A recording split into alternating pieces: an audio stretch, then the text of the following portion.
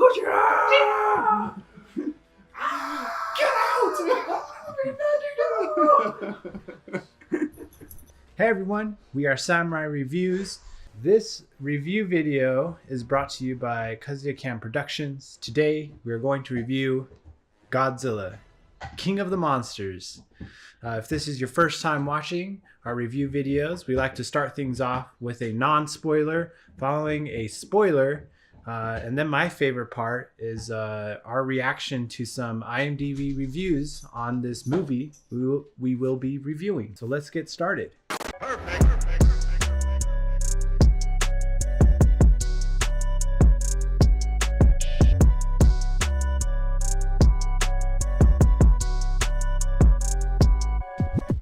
Konnichiwa minasan.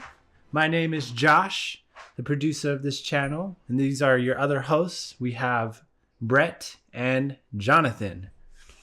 And don't forget to go support us by subscribing to our channel so we continue to give you this great content, analyzing and critiquing these movies.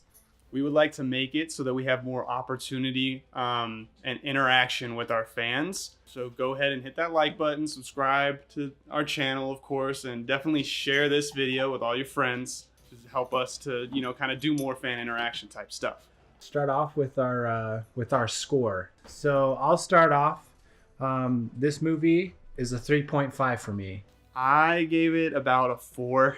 4 is as high as I would go for this movie. I would not go any higher. I don't think it deserves any higher. Cool. And well, I am gonna go higher, so we're gonna do about it. But I'll give it a 5, and obviously I'll go into why. I'll give it a little bit higher, but yeah, 5 is for me. Okay, Jonathan's 5, Brett's a 4, and I'm a 3.5. Is a Samurai Review score of We're reviewers, not mathematicians. Give me a second. 4.2. 4.2.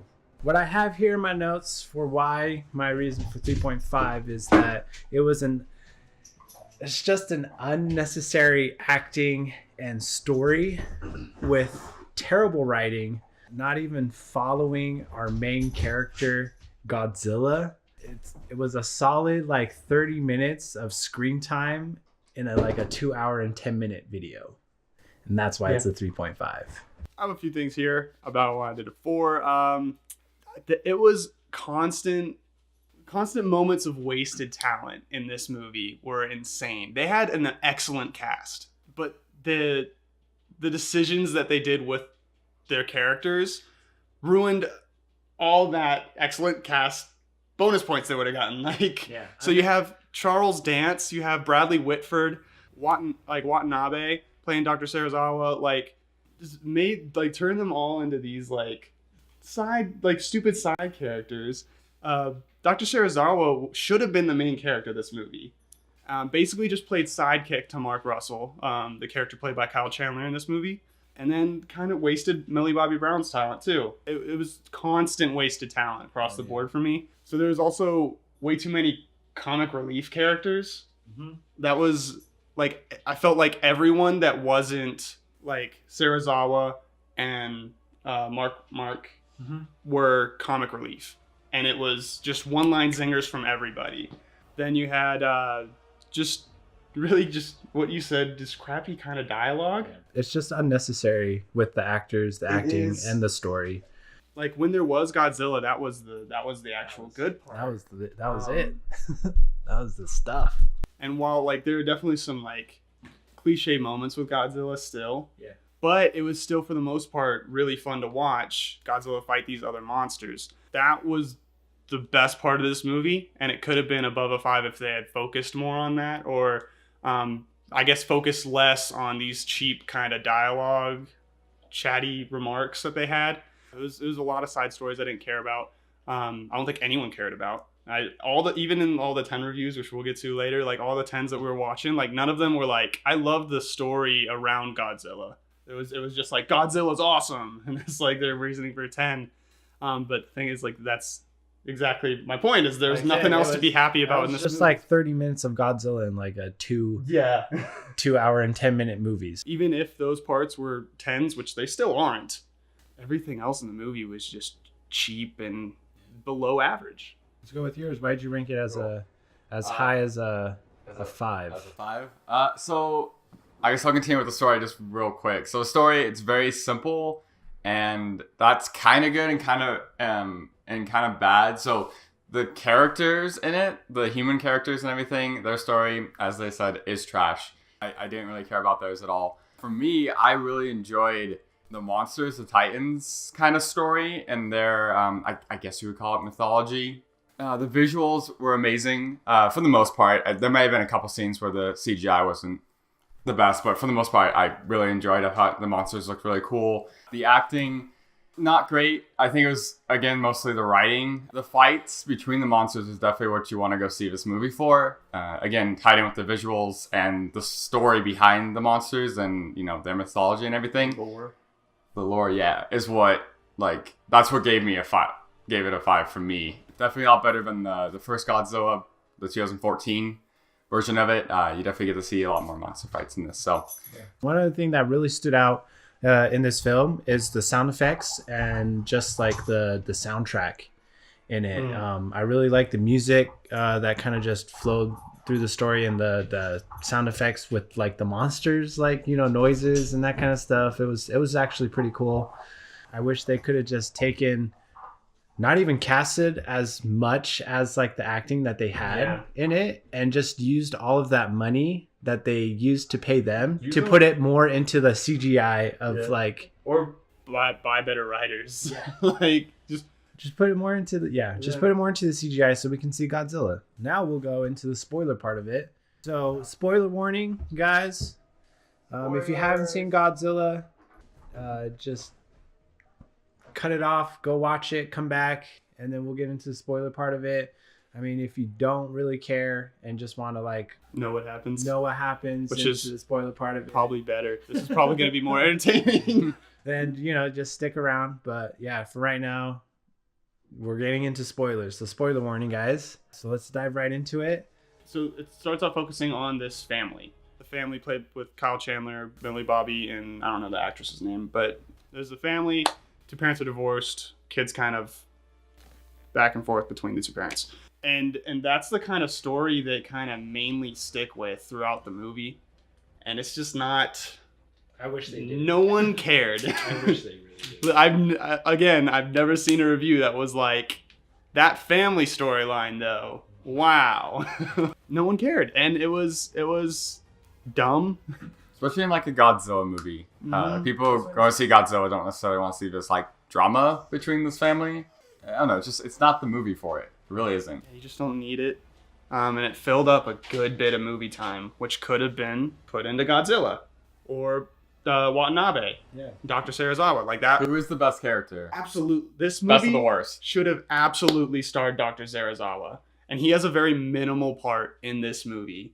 But the parts that he has are actually really good, and it's frustrating. Yeah. Just like the first movie, he had the best lines as well.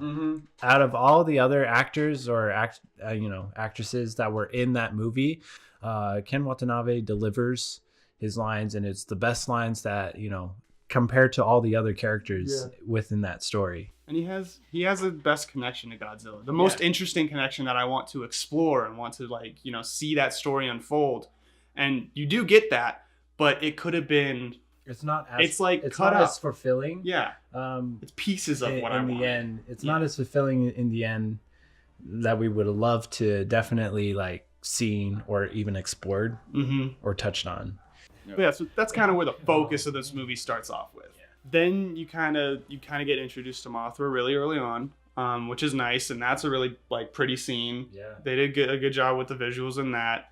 But this is when the logic and the progression of the plot kind of, it doesn't fall apart yet because you don't know where it's going. But if you do know where it's going, you're like, this is the beginning of this makes no sense. Downhill slope. So this kind of militant organization kind of busts in to like steal this Orca device that they have, and it's kind of another center of this movie is this device called the Orca, which you created. It does bioacoustics, and it can kind of like control or make.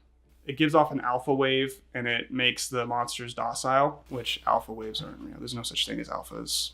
Wolves don't have alphas. Anyways, For I everybody. didn't. The guy that coined the term alpha I know. then came out and said alphas aren't real. I made a mistake, and no one cared because they're like, but they're cool though. Yeah, they are really cool. So. But I'm an alpha. Anyways, so yeah, they steal the mother, the scientist that kind of like made this invention, along with her daughter, because apparently she just brings her daughter into highly secure government with monsters, in to it. like touch Yeah. them. And Why would I bring? what my a kid? terrible mother this woman is, Yeah. by the way. There's multiple times in this movie where I'm like, are you kidding me? Where is Yeah, like it's bad. defects? Like where's so. Yeah, they steal the wife and they get in really easily to this. And this is like, they have multiple bases all around the globe, cutting edge technology, like crazy amounts of funding and high security. But you only see like, what, 6 of these militant organization guys? And they'll mow down like everybody, like in the open, without 5 even seconds. getting like one person hurt. Yeah. Yeah, within 5 seconds. Anyways, yeah, so they kind of jump to another base. And that's where the Hydra is. Frozen in this like huge block of ice in Antarctica, right? That's where they were. And they're trying to, the whole thing they get to is that they're trying to release the monsters slowly so that they can like restart life on this earth because humans keep ruining it. So that's and you find out later, so this whole time they're treating the mother like she's a hostage. Mm-hmm. She's the boss. They're not trying to fool anybody. Mm-hmm. It's just them. And everyone else in the room, like in the elevator and in the chopper and everything, knows that the mom's the boss. But they keep treating her like she's not, so that when they reveal it, you're like, what? But then it doesn't make any sense. Yeah. Like that's cheap writing. They do that, and so she's playing the victim or whatever, and then the dad gets recruited by Monarch, who kind of like is basically pro monster, but like leave him alone. Yeah, they're the ones that own all these bases. Like, Yeah. that's them. And that's run by Dr. Sazawa. So Monarch picks up the dad, and they're like, we need your help. Your daughter and wife have been taken, the really, cliche thing. And I don't really know why they need his help, because he just like helped develop the orca. So that's kind of his connection here. That's what I was thinking too when I watched it. I was like, Yeah. why would they get him? Yeah, you Like, have there's no Dr. reason. Sazawa. Like, you're Yeah. good. It's not like he's like, I don't know, John McClane or something. He's not gonna like. No, he's not a He's military nothing, guy. yeah, He can't just help helped. He was the second that developed the orca, and that's it. Yep. But they needed him to find this device, which. In the end, they really didn't need it. Yeah. No, he never actually got. There's to the no point where payoff he for needed that. it. Yeah. Yeah, and then not only does that not matter, is they bring him in, and that's his specialty, but apparently his specialty is everything else, because he does everything else better than anyone else on base. Even like Sazawa is like what I said earlier, he's a sidekick to this character. Let Watanabe be the main character. Yeah. That's fine. No one needs this extra character of like Yes. Mark Russell. Like I guess don't that care. won't be happening now, though. On their way to the Hydra base where Hydra's at to confront the wife and the militant organization or whatever. That's the thing. I don't even know what the organization was called. That was basically they go around and they like get the DNA of the monsters and sell it, is what they said, which is not their main goal here. But anyways, Godzilla's like tracking fast to this place in the water too, Yeah. because he senses, I guess, the. Hydra's about to happen. Basically, he runs into the Monarch people and Sazawa and Russell and everyone there. So they see him in the water, and basically, like, he's like really angry, or his heartbeat's elevated, and like he's like swimming around them really fast, predatorily. It's like glowing. Yeah, and so they pull up their guns, and Sazawa's there, and he's like, yeah, pull up the guns. Yeah, that's cool. Like, what? Oh, yeah, let's put the shields up. And then Mark's character is like, no, I go to yeah. don't. We can't be a threat to him. And then Sazawa's like, I've never met this Godzilla fellow, and I don't study him at all. So maybe I should listen to That's not my life's yeah, work. that's not. I'm not in that line of work, sir. So then he's kind of like, yeah, do it. And then they like put the guns down, and then he's like, you need to open the shields now. And then you have like the other side characters make quippy like, what, are you crazy? The shields? And it's like, oh man, you're better than that. Yeah. But the stupid thing is too, the dad is against the Titans and the monsters. Yeah, he wants to 'cause kill his son was all killed, of them. sort of, Yeah. in the attack. His son died, so he's like, screw all these monsters and stuff. So the fact that he was the one that said put the shields down, There's stuff, not and a fulfilling payoff to that either. not the scientist who actually likes him and wants. That's as shallow as it gets. But yeah, so he's basically trying to shut the cannons off. They shut the cannons off, and he gets a little better, but he's still kind of mad. And then he's like, "You need to take the shields down." And then Suzawa does again. Is like, "Yes, do it. Do what he says." And he's just basically a sidekick to Mark. And he's why? He should have been the main focus of this movie. But that's like basically what he does the whole movie. Is Mark says something about like how they should treat Godzilla, and he's like, "It's a good idea. I never thought of that." And then tells them to do it. So yeah, they shut down the shields, and Godzilla kind of calms down and then swims off. Then you get to the base where Hydra's at, and you get the confrontation between Mark and his family, and he tries to get his daughter to come back to him, and his daughter like doesn't leave the mom because she's actually worried about him, which that story was cool, but it was about 2 minutes of the movie, and again, just not touched very much or not looked into. It was just, that was like, there's no emotion that they delved into. It was just, oh, this daughter's worried about her mom. So basically she stays with the mom, and then to get away from Monarch and the dad, the mother blows up the ice holding Hydra when they're right next to it, and they barely get out with all this falling debris and stuff, and they barely get out alive. And I'm like, your daughter was right there, and you, first of all, blew up a giant iceberg next to you that's holding up the structure that you're in. Second of all, there's a monster in there that will eat you, and your daughter is right there. Right, so Hydra gets out, and then after all this stupid family stuff, finally get to see, some action between Godzilla and Hydra. And it's like their first confrontation between the two, and there's some cool moments. Like he bit his head off. That was awesome. And like you can see the spine dangling out. And Hydra Hydra escapes. The Hydra flies away, and then Godzilla is kind of chasing after him. After Godzilla bit off one of the heads of Hydra. And he, by the way, totally ex machina'd Kurt, or not? Is it Kurt? Mark. Sorry. Yeah. He ex machina'd Mark in this scene, and he does it throughout the movie. It was like 5 times where like Mark's about to die from a monster, and then Godzilla comes in, and it's like, and it gets to the point like after the first time, even not the first time, honestly, like every time you're kind of like, okay, Godzilla, there he is. That's boring. You see it coming because they're just suspense. like the dragon's like coming in, and it's like slowly like looking at its prey, and then you're just all like, it's not even that suspenseful because you're just like, okay, and now Godzilla. You can time it perfectly. It loses all suspense to this movie. It was a lot. It sucks.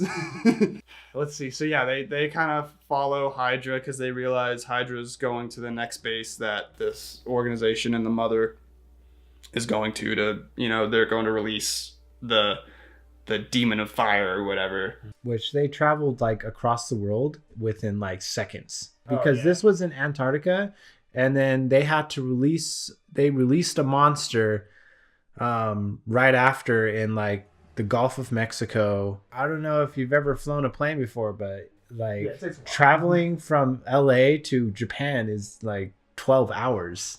They go there within seconds, and you're just I know you're trying to cut down on the time because you're trying to fit it in with like a 2-hour movie, which is fine. But the thing is that even like the military are traveling faster than a huge, monster that travels way fast and swims way faster than any like thing they've ever seen. Than our mechanics of human helicopter or travel or anything. That is true. Nuclear power, right? Swimming lizard. Like they're even beating jets, and jets can go like super fast. And the jets are even beating the monsters Hydra to the other locations. Then sometimes they're not. Depending on what they need. The consistency of that is just terrible. It is all over the place. And the mother's motivation, when it's revealed, is that she wants to release them slowly. That's specifically what she said. She's like, oh no, the monsters are getting released too fast. One at a time. And she's gone through 3 in like 2 days. Yeah, so she releases another monster down pretty close to the Gulf of Mexico, and it's like this pterodactyl type, Lava-dactyl. Yeah, lava-dactyl thing. It was cool. I really liked that one. When he releases and he's like flying over the city, it's like embers coming off his wings. Yeah, I thought that was like the really dust cool. cloud. Yeah, no, it's just burning up the whole city. That's the thing. All the monsters have really cool like effects of them, or like powers that they can use. Like Hydra's got like electricity, basically it can like shoot these lightning bolts and all this stuff out. Yeah, really cool effects with the with the monsters being released. It's like an instant, and then it cuts to the family drama, which we don't want to watch. No one liked. I haven't read one review yet. I've read a lot of reviews, and not one has said that family. They might have said the acting was good, but they didn't say that they liked the story. Yeah, because they're really good actors and actresses, and they delivered those lines the best that they could. But once again, the writing sucks. The conversations that they have, trying to like gather ideas on how to like stop monsters. It was just one sentences, and it goes through 12 different people. Oh yeah, which doesn't make any sense, because the only person that should have credibility and understand what's going on, and no, there's like little grunts. Like there's just like one, or all the military characters that they have lines in this movie, except for the captain, the woman. Every one of them has the professional level of like me. And they're sitting at the table where they're talking about how to capture, like, this is the ultimate like government op. And they're like these kids, and they're like, "What you mean we getting a lizard? What? Like, like, I'm sorry. Why are you in this room? Why do you have a seat at the table when everyone else is standing around you? Get out of the seat. You're not even a commanding officer or a general or something." And yeah, so the characters just don't seem like they should be there ever, except for Saizawa. Anyways. Yeah, Hydra gets to the island. Recruits the monster that they released, and people died. And when Hydra lands like on top of this volcano, that the lava thing got bursted out of, you see its third head grows back, which is pretty cool to see. Like, you're like, oh, okay, this is even more difficult to destroy than we thought. And then there's pretty cool scenes where they'll just show like it on top of this volcano, just like menacing, like spraying its wings out, doing its thing. It's a lot of posing. Yeah, it does very good posing. But Hydra starts waking up all the other Titans, and so that's when the human characters start freaking out, because she's like, "Oh, we want to do it slower, one at a time." And now they're all coming out because Hydra's like waking them all up with. Let's just talk about the general motivation overall. Her son died, and that's what's driving this crusade.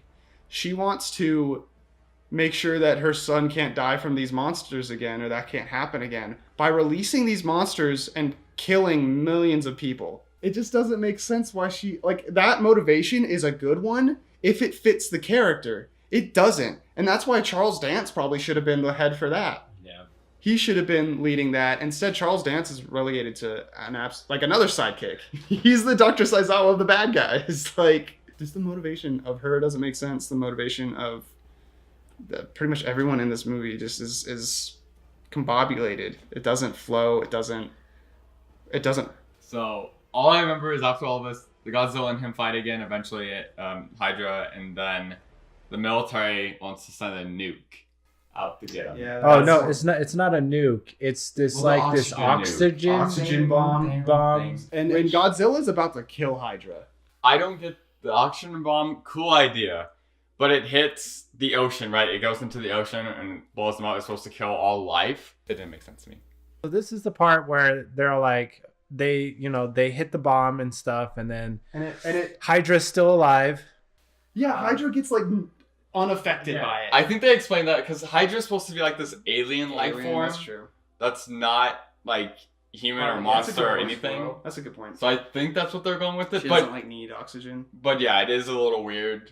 No, they have all this information and they pull it up like it's the first time seeing it. Yeah. Like she's like, "No, let's find out more about Hydra." And it's like, they're in your base. Yeah. You should just be like, "Oh, I've already been studying this." She even says like, "I've been looking at it for 5 years." "Oh, I'm just now realizing something." And I'm like, "Are you kidding me? in this like hectic environment, this is the moment you have your epiphany, and it happens multiple times. It's not like just one like time where it's like brain blast. It's it just happens. It's so cheap and lazy, and it sucks. So Godzilla, they find like his heartbeat or whatever, and it like goes out, and so Godzilla's dead. And then this gets. I don't even know how to explain this because how did they get to the place? What happens is that they're just like, oh, we need to get Godzilla back by nuking him. They're trying to find Godzilla through these underground like tunnel paths and stuff. Okay, hold on. The way they get down there is they're in a submarine and they're slowly descending as submarines have to do to function, and so that everyone on board doesn't. They get sucked down 6 miles, they said, which is very convenient, first of all, and second of all, they're dead. Like they got sucked down in 5 seconds. The submarine went 6 miles in 5 seconds. Yeah, they're dead. There's no time to pressurize or anything. But no, they're fine. And the submarine is mostly functional except for the things that they need. Yeah. Crazy. So they can't shoot the missile at Godzilla anymore. And also they go in with these drones, right? Yeah. And so many problems with this scene. But he's like sleeping or resting next to like this. Well, the global reactor. Let me talk about how they find that out, because I have so many problems. I'm telling you, I have a ton of problems with this scene. It is weird how they fly in drones, and 2 drones like go beep beep, and they like snapped out, and because the radiation. But one of them works just enough for them to see that Godzilla's in there, which is nice. And I'm like, why are you adding this? So, and then they're like, oh, there's a lot of radiation in here. That's how he's been feeding off this radiation, and that's how he's lived so long, and he's trying to like feed so he can come back again. So they're like, but we need him now, and so they send in Watanabe. Well, he chooses to go. He chooses. It's kind of like a suicidal mission, which I loved. Me too. That's a great storyline, and it would have been way better if he was the main character this whole time, and you lose the main character towards the end, and then you follow Godzilla the rest of it. But the way he gets into this cavern is they deploy another, like a submarine vessel, which, again, they're pretty deep, and there's a lot of water pressure here. I'm not even sure if the normal sub can handle it, let alone a little mini thing that they're sending out. Just this little mobile unit. The glass is like that thick, so and on normal submarines, it's the glass consistency in this entire movie is ridiculous. But there is no. He gets sent out in this little thing, and remember those 2 drones like went out really before they even got into the cavern, and the other one just barely got in.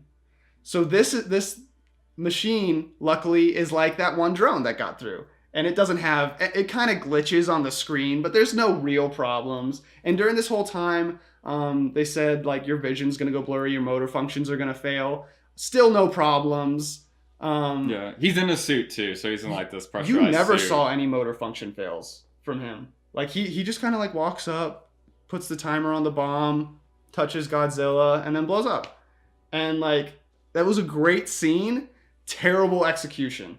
Terrible. It was written into existence poorly in this movie, and there's so much convenient things and fake suspense and just like logic thrown out the window that it ruins the touching moment that the doctor had with Godzilla. Getting into the Watanabe dies. The final like part of this movie, but the daughter steals the device, the little homing beacon thing, whatever that cocks the monsters. She goes to Fenway Park, plugs it into even though they can hear it anyway. You'd think they'd have better speakers at one of the Monarch bases than Fenway Park. But whatever. Also, they don't need it because they say you can hear like just anyway. But they bring it there, and she plugs into the systems there, and then it draws all the monsters to Boston. Which, the collection of monsters they have in this is really cool. Yeah. I like seeing all the different ones, but I would have liked to see them more. I see them for 2 seconds. It's like a cool mammoth thing. It's like this, I liked it. Yeah, the Torterra comes out from his Torterra garden. Just straight through Godzilla's fighting Hydra. The best parts. Yeah. Minus the whole bomb. That was the best fight. But like we said, to the point where like it goes and they're fighting and stuff, and then you get like these side things where the cars are driving and you kind of get their view of Godzilla and Hydra fighting out in the distance, which is pretty cool. But then it gets to points where just exactly, where there's like this wide shot and you see like the monsters fighting, and all of a sudden a jet just pops up in front of the screen. And you're just like, move! I want out of the way! Monster fight. Is this Jet King of Monsters? I don't want to see a back of a jet. Just give me the monsters.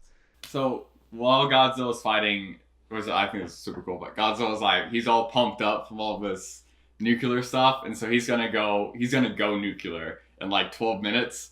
So he's like pulsing a little bit, and he's gonna explode. So the thing is cool. That was also cool about it is that Godzilla's losing at this point. Hydra's like winning, and then Mothra comes in. And Mothra. But I really liked it. Like I liked the whole like cool. It was nice. And then the pterodactyl comes in and saves Hydra because he's on Hydra's side. And then you get like 4 monsters battling like all together, which is awesome. Was like one of the best parts. Mothra again, like it was like 5 minutes maybe. It definitely gives Mothra a cool moment. Yeah, I would have liked if they did like a Civil War, like Marvel Civil War, but with monsters. Yeah, like that would have been cooler if they like the other monsters chose a side and then they were all fighting. I'd be like, that's crazy. Yeah, they showed up in the end after after the fight and stuff of Godzilla beating Hydra. He gets like all red. Yeah, and he goes up and he's like, he detonates basically 2 nuclear bombs because he's radioactive, right? And he's about to explode. So he explodes he explodes himself twice to defeat the monsters, and there's still military people. They're on the ground. They should all be dead, and they're just watching it from like a distance. Now, like, it's okay. We're like 100 yards away. We're good. It's like a whole football field between us and this nuke. We're good. This was a pretty cool part where Godzilla's like eating the last head of Hydra, and it's like the head's like squirming out of Godzilla's mouth, and then Godzilla just like bursts, ultra beams it. Yeah, that was straight through it. That was pretty cool. It was cool. And that kind of just wraps it up. After that, all the monsters come and like bow down to Godzilla. Godzilla King of Monsters 4.2. If you like seeing monsters like try to blow each other up, go watch it. Go watch 30 minutes of it. If you want to see a story, maybe not. If you're trying to watch a monster movie, it's not a monster movie. No. Cloverfield was better. Was Rampage better? I agree. No, he got shot and they just were like, okay, it's fine. Let me just jump 3 stories now. That's a different review. I give that movie a 2. Yeah, I'd probably give it a 2 also. Yeah, so Rampage 2. That's Samurai Reviews for Rampage. Yeah, you get a little bonus review at the end. There you go. And now it's my favorite part. Let's go into these IMDb reviews. So we got the first one. This person gave it a 10 out of 10. Oh. It's a perfect movie. And said there's no such thing as too much Godzilla.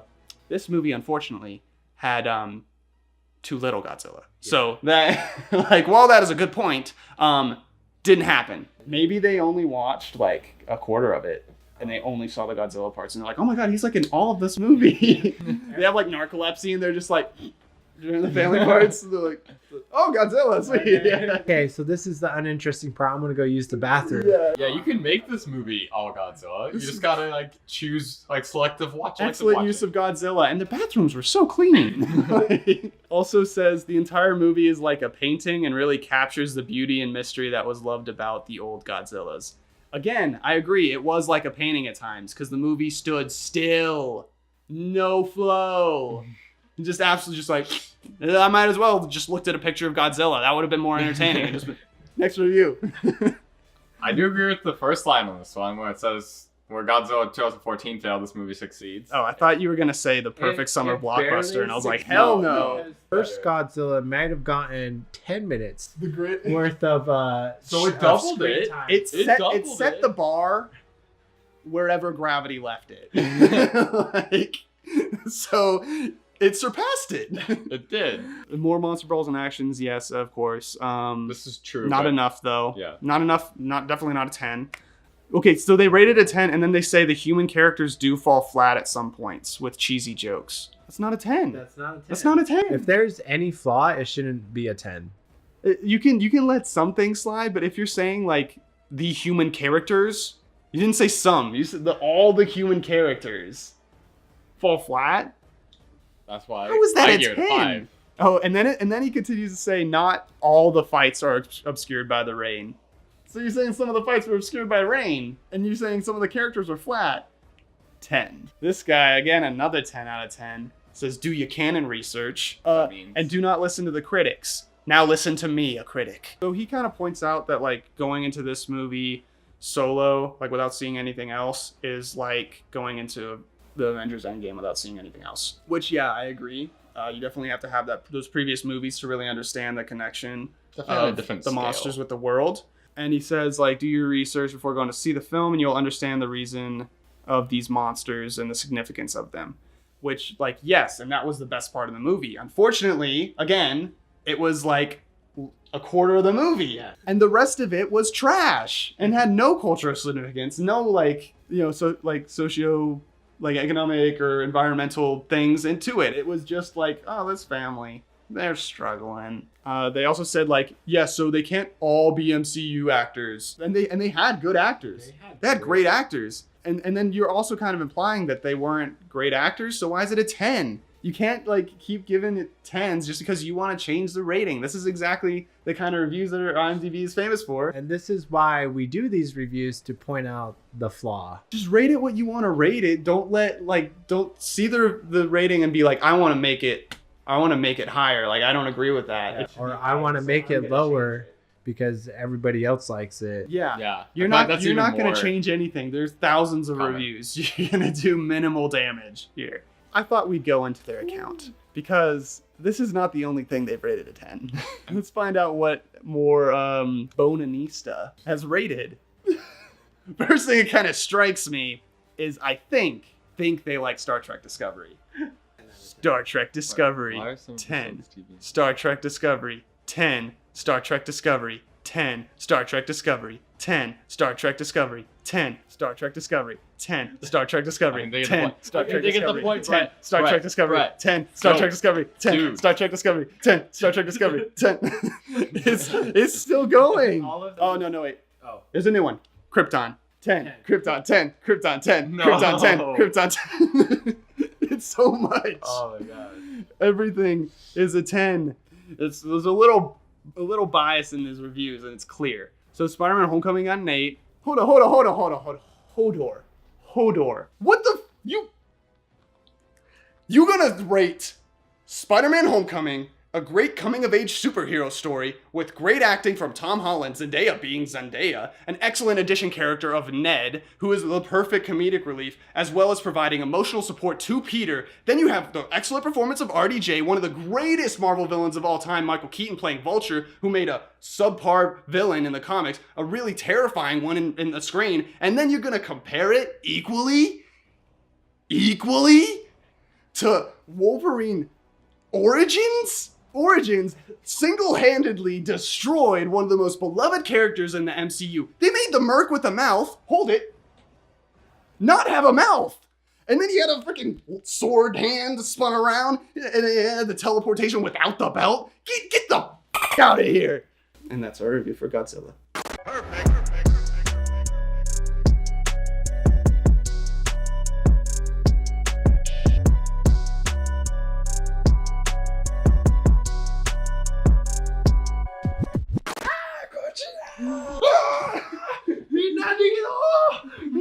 It's a screen, Josh.